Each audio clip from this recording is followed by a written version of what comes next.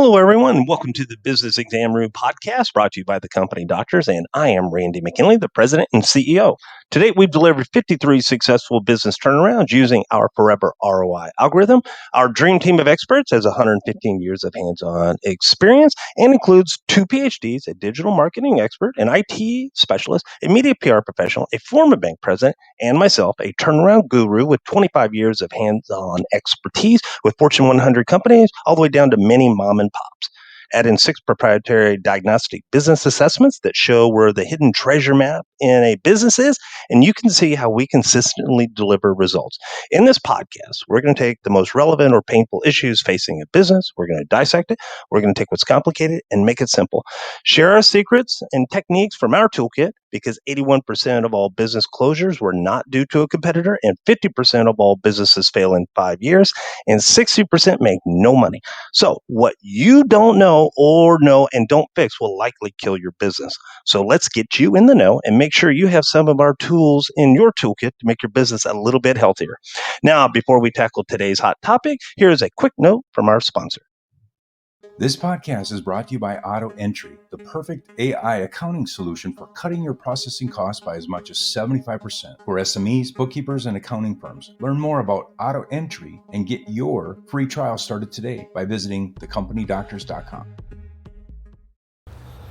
Welcome back. I think it's about time we click on these bright lights, shine it down on that exam room table, and take our topic for today. Let's rip it apart and put it back together. And what is that topic? Sales process. Selling versus buying.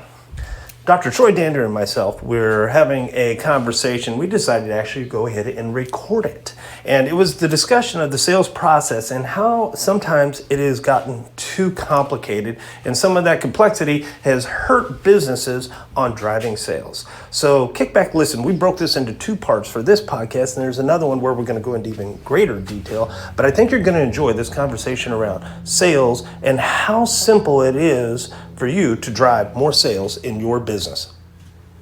I had collected a ton of raw data, and I was exploring the idea that sales or selling was an art. I was exploring the idea that sales was a science. And I kept asking myself, what's the difference between sales and selling, or the idea of helping someone to buy something, helping somebody to get what they needed or get what they want. And interesting enough, I collected and studied over 100 criteria in my research survey, and I was including all kinds of technical understanding, attire, English dialect, meaning, what part of the United States were they from? Did they have college, no college, industry experience, personal attributes like being an introvert, extrovert, sales characteristics like hunting versus account management, prospecting, communication, interpersonal communication, just a boatload of data. But when it came down to it, I'm curious, Randy, can you guess what was the number one reason people buy from a salesperson? Probably, I would say trust. Awesome. Yeah, so the number one criteria that I had was likability. And so close behind that were trust, relatability, loyalty, giving them options, and then professional process. Did they enjoy the process? And so what I started to realize was that the personal selling skills, one of the things that always stood out in my mind in that early training was overcoming objection. And it never really made sense to me, because I'm like, well, if I'm really in tune with somebody, what they're trying to accomplish, the end result, and I can relate to them in a professional manner, then the problem that they're facing can be solved. And so I'm like, well, what is this overcoming objections? And it's still today, I still struggle with that, because the idea that if we're helping somebody to buy and we start with the end in mind, what are they trying to achieve? It just kind of all falls into place. But the relatability or relating to them, I believe is, the most important aspect. And, now you fast forward 20, 25 years later, and I think our biggest challenge is technology. And I thought about this analogy that I recently went to Home Depot to buy a cordless drill. And the reason I wanted the drill is I had to buy a drill and a bit. And the reason I wanted those combination of those tools was I wanted a hole in the stud that I was pushing a wire through. And so the funny thing is the salesman's telling me about all the features about the drill. He's telling me about the right type of bit to use with the wood, but never once did he ask me what I was trying to accomplish. And it just dawned on me that, man, if that guy knew what I was trying to buy, which was the hole, he probably could have made the experience shorter and probably more enjoyable. So that's kind of the premise for the discussion today. And I was hoping maybe that you can help me, dig into this a little bit and, find out, why do people buy from people? Is it the art of selling? Is it the art of sales? Is it a sales process? Or is it just simply helping somebody to get what they want? And you and I started talking a couple weeks ago, and one of my favorite guys of all time is Zig Ziglar. And Zig Ziglar said, if we can help more people get what they want, eventually I can have what I want. So have you heard that quote before? 1,000 times. So one of the things that you brought up was, you're with the salesman. I think what it really gets down to is people are not listening.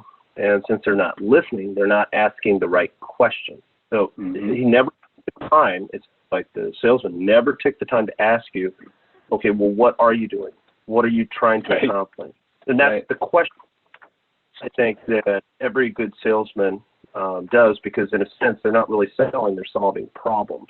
And as soon as you know exactly what somebody's wanting to accomplish, then now you move into the mode of helping them to accomplish it, whatever it may be. Absolutely.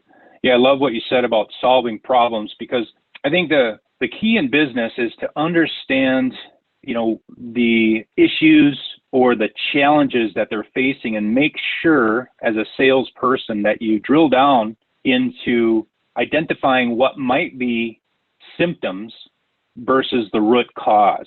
And when you can reaffirm that it is, or somehow, verify or validate that it is a root cause, now you're getting closer to that end. And so I absolutely love the whole concept of solving problems. And my experience tells me that, when you look at a marketing versus advertising versus sales, the most important aspect of any business is that opportunity to engage face-to-face. And coming across as a problem solver, I think, is my strongest suit. So yes. No, but when you said you've had a lot of salespeople under you, and what do you think the biggest struggle was teaching your sales team? That's a great question. I guess if to answer that, I got to kind of quantify, in my mind, let's say that going back to Novartis Medical Nutrition, we had 225 sales reps nationally, and we had, I think there's 35 internationally. And that period of time that I was there, we ended up reorganizing our strategy, our sales strategy, and we had a compensation specialist come in, and we started looking at, I think we had like 3,300 SKUs. And the question was, how can we grow? And how can we grow incrementally? We're talking like a $500 million in a short period of time was really the question. And the biggest problem that I had was, the team didn't really understand those products. And who would? When you're trying to go to a sales call and you have 3,300 products to sell, it's overwhelming. And so the biggest struggle that I had was trying to identify which products are going to help us grow. And I think the end result was we focused on 3 of those SKUs. And over that 18-month period or so, it was $500 million in growth in sales. But ironically, we ended up letting go probably about 126 salespeople, rehired those people, and then trained them on this concept of helping the customers to buy. And the focus back then was helping the salespeople really understand the whole concept of loyalty. And if they understood what loyalty meant, which is a part of satisfaction, a measurement of how often a customer is buying from us, that was my biggest struggle with these salespeople, was if they could understand that end in mind, then it was off to the races. And we had sales reps that were knocking down $400,000 or $500,000 a year. So that was probably the biggest bridge. So how did you get them to understand loyalty? Because it sounds like there was 2 things.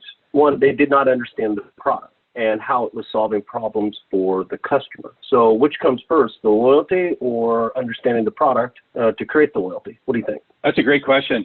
Yeah, in my mind, they have to understand what we call the sales process. And the sales process in our training back then was identifying that, first of all, it's an accomplishment to close the deal. But that's really where the work begins.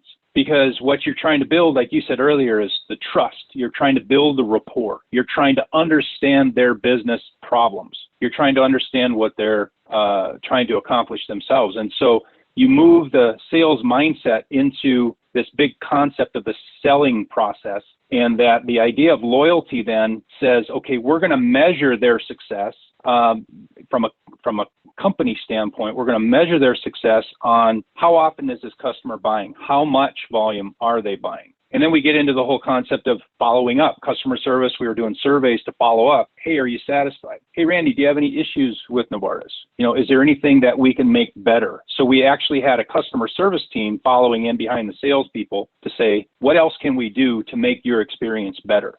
And once the salesperson understood that, then absolutely, you're right. It came back to problem solving, and it kind of took the pressure off, because we all know that we want to make sales. And when you're compensating a salesperson to go through the prospecting and engaging and the new relationships, you're motivating them through their compensation. And so when they're getting decent paychecks, they're extremely excited to go out, knock down a new deal, and get a decent sized bonus per quarter or just monthly commissions. So does that answer your question? Well, I think that defined for a business, they need a sales process. What does the sales process look like for a small business? Because, so let's talk about a small business. Small business only has 4 to 5 items, not 500. So what should the sales process look like for them? As you can tell, what an amazing discussion, roundtable with Dr. Dandridge and myself. But before we continue to the next part of this, let's take just a brief time out, and then we'll come back for part 2. Sales up 13%, productivity up 50%, profit up 240%. 53 successful business turnarounds and counting, the go-to resource for investors who want to protect their business investments.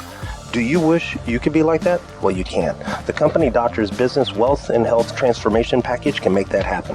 The 360-degree approach shows the hidden treasure in every business and how you can go get it. How's it possible?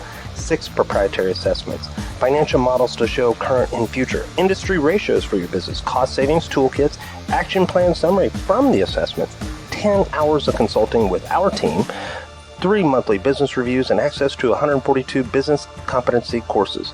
100% money back guarantee, normally valued at $20,800, now available for a limited time for $1,497. Learn more at thecompanydoctors.com, that's DRS.com, or email us at clients@thecompanydoctors.com and get your company treasure map and forever ROI today.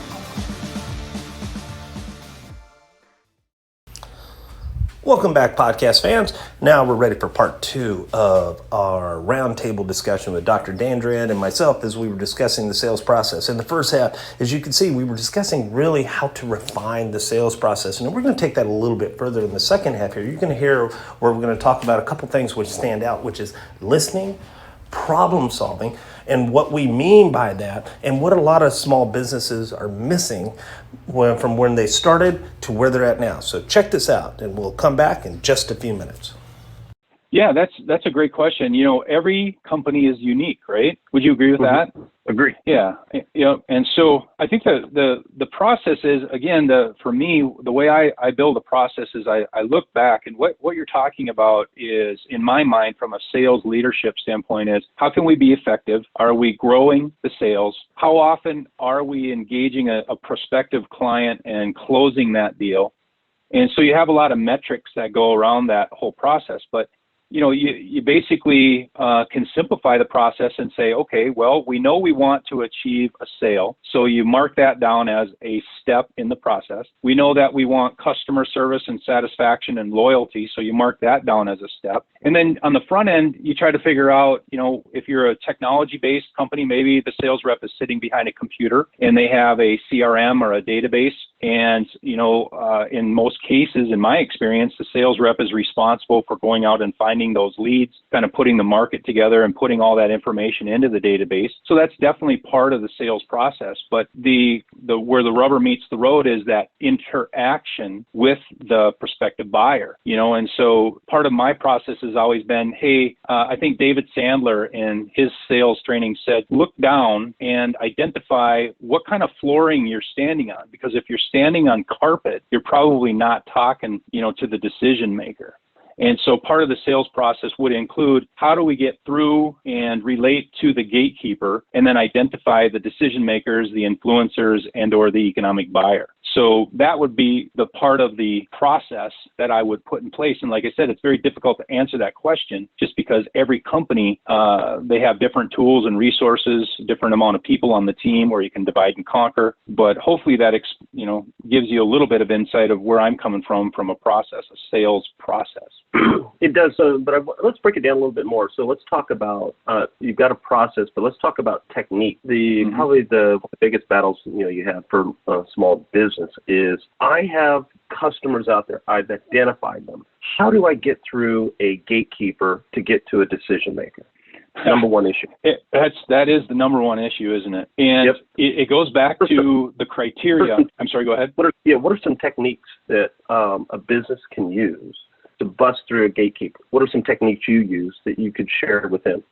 Man, there's, just thousands and thousands of techniques. But one thing that just popped in my head, Randy, is I was selling this equipment. It was a medical equipment suite that we would bring into gynecology. And the doctor was able to perform what was called an electrosurgical cone biopsy of the cervix. And the value to the patient was that she would come in and she would be in familiar surroundings. She knew all the nurses. And the alternative was to go to the OR. And in this particular case, the gatekeeper just would not give me the time of day. And I knew that this particular doctor, I remember his name well. I don't know that I should say it on the podcast, but I just knew that. Go ahead. You can say Dr. X.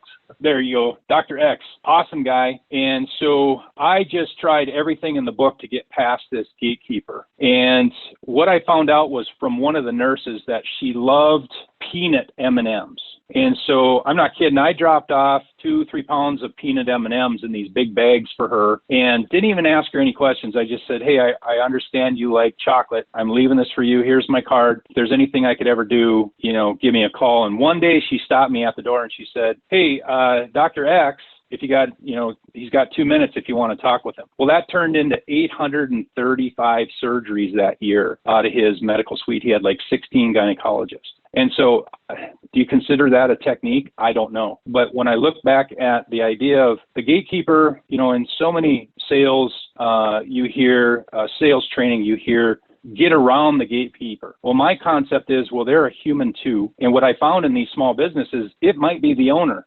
It could be a family member of the owner. And if you're doing techniques to get around that person, first of all, you're not respecting them. So the key is just to understand who you're dealing with and then understand what their role is and what they're trying to do, and then come to a common ground, because I know that we had tremendous value and I know that we had an opportunity that had never existed before. I just needed to get in front of the doctor. But before that, I had to deal with who was right in front of me. It's interesting too. I played football, and based on that, my coach, John Gagliardi, who at St. John's University was one of the all-time winningest coaches in NCAA football. And he just passed away a few years ago, so God rest his soul. But John was amazing, brilliant mind. And one of the key concepts that he always taught us was that as a team sport, you have to deal with what's in front of you right away. And so in this case, I was playing outside linebacker, or the strong safety, I guess. And what John said is, if that lineman is coming out, don't try to be a hero and go around him to make the tackle, because the probability of him pushing on you, or the probability of you actually making that tackle, getting around that 6'6", 350-pound lineman, is very slim. And so what he would say is, meet that person right in front of you and take him out of the play so your teammates could make the tackle. And so I kind of see the gatekeeper as the same thing, is that we have to meet that sales person, right, that has to meet that gatekeeper one-on-one. We have to identify them, treat them like a human being, and then let me say this too. One other thing I realized, that some of the greatest information that came out of me penetrating and expanding and growing an account came from people like the janitor, right? It came from people like the gatekeeper. And so they are a valuable resource, and they're a valuable part of that team. And so we should respect them as a valuable component. Right. Now, I was just going to, now you think about today. So we talked about the gatekeepers. So it sounds like it's getting back to the same concept, is we have to figure out what they want. So like you gave the M&Ms, you gave them something they wanted. You figured out what they want, and you're taking care of that. You're looking at today's world, you have, you got COVID. The game has changed dramatically. So how do you break in and deal with the gatekeeper to get in the door now? Because it's digital. And that's a tough question, because, you get all these businesses now, they're struggling, going, well, hey, how do I approach it? Because I'm having to approach it digitally. How do you get that door open?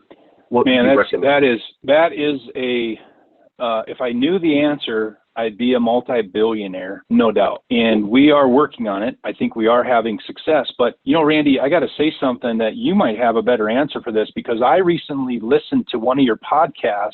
What was it called? Marketing versus messaging? Yes. And that it struck a nerve for me, because that's exactly how you do it. And the formation of the words, the sentence that you propose to somebody as like a power of suggestion. And you can either A, do your research and now you know where the fish are, or B, you can just put a bunch of lines in the water, right, and try to attract the fish and they'll hit on your fishing line. But the idea of that, listening to that podcast, really made an impact on me, because it does come down to messaging. And you're right, COVID, I think you stressed that 50% of small to medium-sized businesses close their doors permanently within 5 years. And so the truth is, and then wasn't there some statistic too, Randy, that said that 6 out of 10 businesses don't make a profit? Is that accurate? Correct. 6 out of 10 don't make a profit of their small businesses. And there's 30 million businesses in the world, in the U.S., and that means 18 million of those don't make any money. Wow. So when you look at that as, profitability of a company as a problem, then it's easy to say, okay, I can make some assumptions on my approach to that particular company. And to me, identifying, right? I mean, that's really, that's the runway that gets me in the door, right? Or the words that I use and the focus that I have at getting that door open. Once I can get in front of somebody for 5 minutes, first of all, they're going to like me. Second of all, they're going to know I'm competent. Thirdly, they're going to know that my solution has value. And, the game's over at that point. I'm very good at, like you said, you hit it on the head too, by the way, the listening part of that. I'm still kind of weak at it, even after 25 years, is that, yes, I am trying to think of my next question to dig deeper. And sometimes I miss some things where I know I've interacted with you for years, and you are amazing at your ability to listen. And so I think that sometimes, in my biggest sales, I remember this one doctor, I couldn't wait to start business with this guy, but he was so enamored with his daughter playing in the state soccer final game, the championship. And what I realized was I made the sale after 3 visits. I made the sale into his working with his team just because I was listening to what he was telling me about his daughter. And that to me blows me away, because never once did I talk about features, benefits, advantages. I never even really talked about the company. All I did is just sat there and listened. Have you ever had that experience? Many times. And I think what it gets down to is you're bringing up something that I think a lot of small businesses miss,